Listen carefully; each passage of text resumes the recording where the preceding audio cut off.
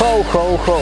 Danas sam Božićni Velenjak i s vama izrađujem blagdanske dekoracije od drveta. Pripremite alat i krećemo sa izradom dekorativnih sanjki. Potrebno nam je jedna daska, komad štafle, nekoliko vijaka i komad užeta.